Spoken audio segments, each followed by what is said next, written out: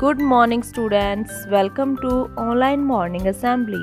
आज मिति है 9 दिसंबर 2020, दिन बुधवार, वेडनेसडे, WEDNESDAY वेडनेसडे। ਅੱਜ ਦਾ ਵਿਚਾਰ, ਉਹ ਕੰਮ ਕਰੋ ਜੋ ਸਹੀ ਹੈ, ਨਾ ਕਿ ਉਹ ਜੋ ਆਸਾਨ ਹੈ। ਪਿਆਰੇ ਬੱਚਿਓ, ਅਸੀਂ ਕੰਮ ਵੇਖ ਕੇ ਇਹ ਕਹਿ ਦਿੰਦੇ ਹਾਂ ਬੜੇ ਆਸਾਨੀ ਨਾਲ ਕਿ ਕੰਮ ਔਖਾ ਹੈ, ਮੇਰੇ ਤੋਂ ਇਹ ਨਹੀਂ ਹੋਣਾ, ਇਹ ਆਸਾਨ ਹੈ, ਇਹ ਮੈਂ ਕਰ ਲਵਾਂਗਾ। ਸਾਨੂੰ ਕੰਮ ਆਸਾਨ ਜਾਂ ਸੌਖਾ ਵੇਖ ਕੇ ਨਹੀਂ, ਸਗੋਂ ਇਹ ਵੇਖ ਕੇ ਕਰਨਾ ਚਾਹੀਦਾ ਹੈ ਕਿ ਮੈਂ ਜੋ ਕੰਮ ਕਰਨਾ ਹੈ ਉਹ ਸਹੀ ਹੋਵੇ, ਚਾਹੇ ਉਹ ਔਖਾ ਜਾਂ ਸੌਖਾ ਹੈ। ਬਸ ਤੁਸੀਂ ਉਸ ਨੂੰ ਦ੍ਰਿੜ ਇਰਾਦੇ ਨਾਲ ਕਰੋਗੇ ਤਾਂ ਤੁਹਾਨੂੰ ਸਫਲਤਾ ਜ਼ਰੂਰ ਮਿਲੇਗੀ। ਸਾਡਾ ਪਹਿਲਾ ਪ੍ਰਸ਼ਨ, ਭਾਰਤ ਦਾ ਸਭ ਤੋਂ ਵੱਧ ਵਸੋਂ ਵਾਲਾ ਸ਼ਹਿਰ ਕਿਹੜਾ ਹੈ? ਇਹ ਹੈ ਬੱਚਿਓ ਮੁੰਬਈ ਸ਼ਹਿਰ। ਸਾਡਾ ਦੂਜਾ ਪ੍ਰਸ਼ਨ, ਖੇਤਰਫਲ ਪੱਖੋਂ ਵਿਸ਼ਵ ਦਾ ਸਭ ਤੋਂ ਛੋਟਾ ਮਹਾਂਦੀਪ ਕਿਹੜਾ ਹੈ? ਪਿਆਰੇ ਬੱਚਿਓ, ਸਾਡੇ 7 ਮਹਾਂਦੀਪਾਂ ਵਿੱਚੋਂ ਆਸਟ੍ਰੇਲੀਆ ਮਹਾਂਦੀਪ ਖੇਤਰਫਲ ਪੱਖੋਂ ਸਭ ਤੋਂ ਛੋਟਾ ਹੈ। ਸਾਡਾ ਤੀਜਾ ਪ੍ਰਸ਼ਨ, ਧਰਤੀ ਦੀ ਆਪਣੀ ਧੁਰੀ ਦੁਆਲੇ ਘੁੰਮਣ ਦੀ ਗਤੀ ਨੂੰ ਕੀ ਕਹਿੰਦੇ ਹਨ? ਹਾਂਜੀ ਬੱਚਿਓ, ਇਸ ਨੂੰ ਕਹਿੰਦੇ ਹਨ ਦੈਨਿਕ ਗਤੀ। ਇਸ ਦੇ ਨਾਲ ਦਿਨ ਅਤੇ ਰਾਤ ਬਣਦੇ ਹਨ। ਇਹ ਆਪਣਾ ਇੱਕ ਚੱਕਰ 24 ਘੰਟਿਆਂ ਵਿੱਚ ਪੂਰਾ ਕਰਦੀ ਹੈ। ਸਾਡਾ ਚੌਥਾ ਪ੍ਰਸ਼ਨ, ਰੋਮਨ ਅੰਕ ਪ੍ਰਣਾਲੀ ਵਿੱਚ 31 ਕਿਵੇਂ ਲਿਖਿਆ ਜਾਂਦਾ ਹੈ?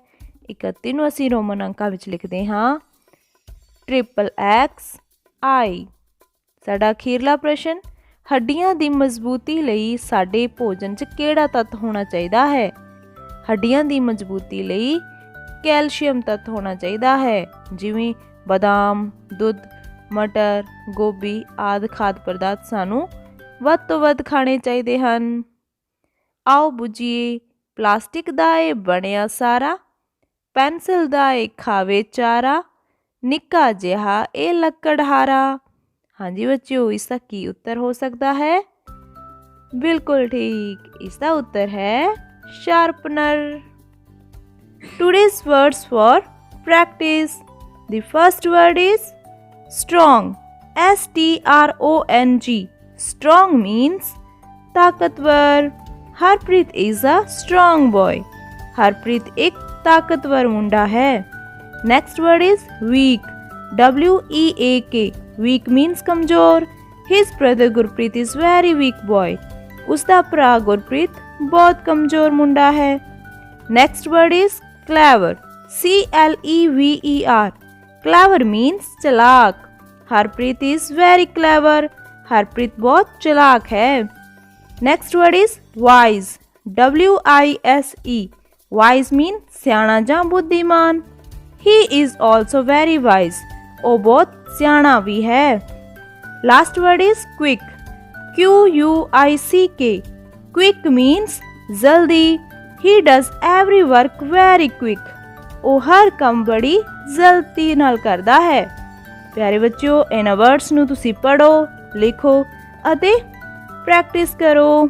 ਪਿਆਰੇ ਬੱਚਿਓ, ਹੁਣ ਤਿਆਰ ਹੋ ਜਾਓ ਸਵੇਰੇ 9 ਵਜੇ DD ਪੰਜਾਬੀ ਤੇ ਆਨਲਾਈਨ ਕਲਾਸਿਸ ਅਟੈਂਡ ਕਰਨ ਲਈ। ਉਸ ਦੇ ਵਿੱਚ ਦੱਸਿਆ ਗਿਆ ਹੋਮਵਰਕ ਸਾਰੇ ਹੀ ਬੱਚਿਆਂ ਨੇ ਜ਼ਰੂਰ ਕਰਨਾ ਹੈ ਅਤੇ ਇਸ ਦੇ ਨਾਲ ਹੀ ਤੁਹਾਨੂੰ ਸਕੂਲ ਸਿੱਖਿਆ ਵਿਭਾਗ ਵੱਲੋਂ ਭੇਜੀ ਜਾ ਰਹੀ 100% ਅਭਿਆਸ ਸ਼ੀਟ ਸਾਰੇ ਹੀ ਬੱਚਿਆਂ ਨੇ ਚੰਗੀ ਤਰ੍ਹਾਂ ਪੜ੍ਹਨੀ ਹੈ। ਫਿਰ ਇਹਨਾਂ ਨੂੰ ਜ਼ਰੂਰ ਹੱਲ ਕਰਨਾ ਹੈ ਜੀ।